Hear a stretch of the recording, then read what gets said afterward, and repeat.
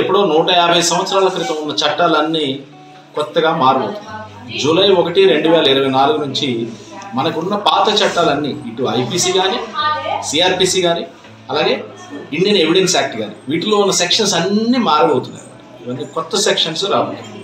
అదేంటనేది ఒకసారి జనరలైజ్గా మరీ టెక్నికల్గా కాకుండా అందరికీ అర్థమయ్యే విధంగా సింపుల్గా చూసే ప్రయత్నం చేద్దాం.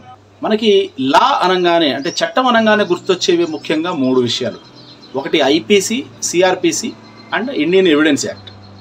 అంటే మరీ టెక్నికల్గా కాకుండా అందరికీ సింపుల్గా అర్థమయ్యే భాషలో చెప్పుకోవాలి అనుకుంటే ఐపీసీ అంటే ఇండియన్ పీనల్ కోడ్ యాక్ట్ దేని గురించి చెప్తుంది అంటే ఒక పౌరుడు పాటించవలసిన విధి విధానాల గురించి చెప్తుంది. అంటే ఒక భారతీయ పౌరుడు ఖచ్చితంగా అంటే ఇది నాకు తెలుసు ఇది నాకు తెలియదు అనే రీజన్ చెప్పడానికి అవకాశం ఉండదు అనమాట. ఖచ్చితంగా పాటించవలసిన విధి విధానాల గురించి ఇండియన్ పీనల్ కోడ్ యాక్ట్ చెప్తుంది, ఐపీసీ చెప్తుంది.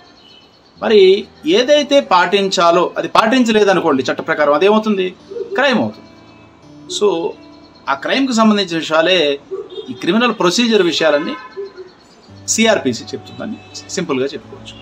మరి ఒక క్రైమ్ జరిగిన తర్వాత దాన్ని ఎస్టాబ్లిష్ చేయాలంటే ఏం చేయాలి, ఆ విషయాలు ఇండియన్ ఎవిడెన్స్ యాక్ట్లో చెప్తారు. అంటే ఒక ఎవిడెన్స్ ఏ విధంగా ఎస్టాబ్లిష్ చేస్తారు, ఏదైతే క్రైమ్ జరిగిందో దానికి సంబంధించిన ఫ్యాక్ట్స్ అన్నీ ఎస్టాబ్లిష్ చేసే ప్రొసీజరే ఈ ఎవిడెన్స్ యాక్ట్. ఇది మనం సింపుల్గా అర్థం చేసుకుంటే సరిపోతుంది. అయితే ఐపీసీకి ఇండియన్ పీనల్ కోడ్ యాక్ట్కి రీసెంట్గా పేరు అనేది చేంజ్ చేయడం జరిగింది. ఇప్పుడు ఇండియన్ పీనల్ కోడ్ యాక్ట్ అనేది ఉండదు, దానికి బదులుగా భారతీయ న్యాయ సంహితగా దాని పేరు నామకరణం చేశారు. ఐపీసీ 1860లో స్టార్ట్ అయితే ఈ భారతీయ న్యాయ సంహిత ఇంప్లిమెంట్ కాను. అంటే సుమారుగా చూడండి 1860 ఎక్కడ, 2024 ఎక్కడ, అంటే 164 సంవత్సరాల తరువాత ఐపీసీ యాక్ట్ పూర్తిగా పేరు మార్చేసి భారతీయ న్యాయ సంహితగా పెట్టడం.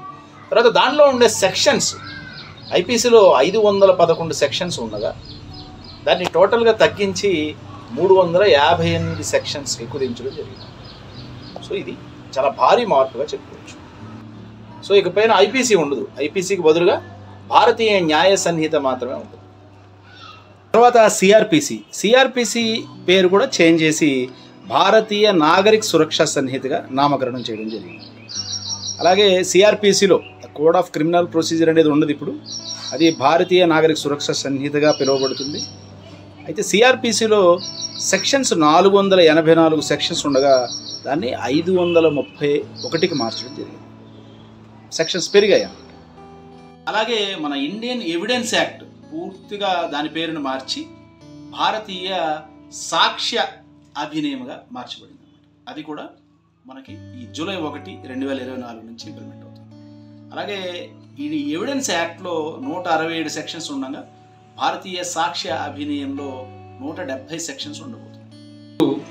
ఉన్న ఎస్ఐలు కానీ సిఐలు కానీ కేసు కట్టేవాళ్ళు అంటే ఫస్ట్ ఇన్ఫర్మేషన్ రిపోర్ట్ ఎఫ్ఐఆర్ రాసేవాళ్ళు కానీ జడ్జిలు కానీ అడ్వకేట్స్ కానీ ఏ సీనియర్ పొజిషన్లో ఉన్న వ్యక్తి అయినా సరే మరోసారి స్టూడెంట్ అయిపోవాల్సిన అవసరం. ఎందుకంటే ప్రతిదీ పాత సెక్షన్స్ ఏవి ఇప్పుడు పనికిరావు.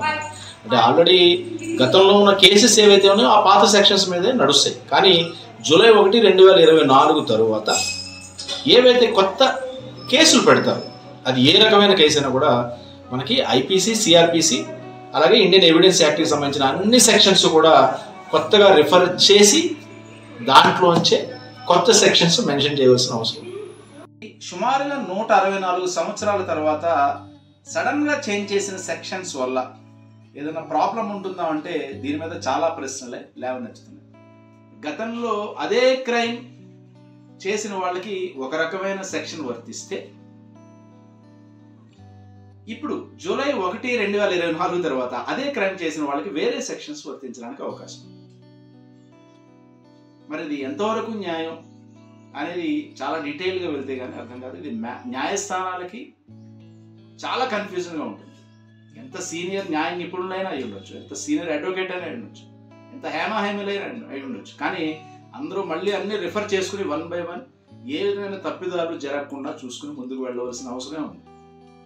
ఇది ఒక ప్రాబ్లం.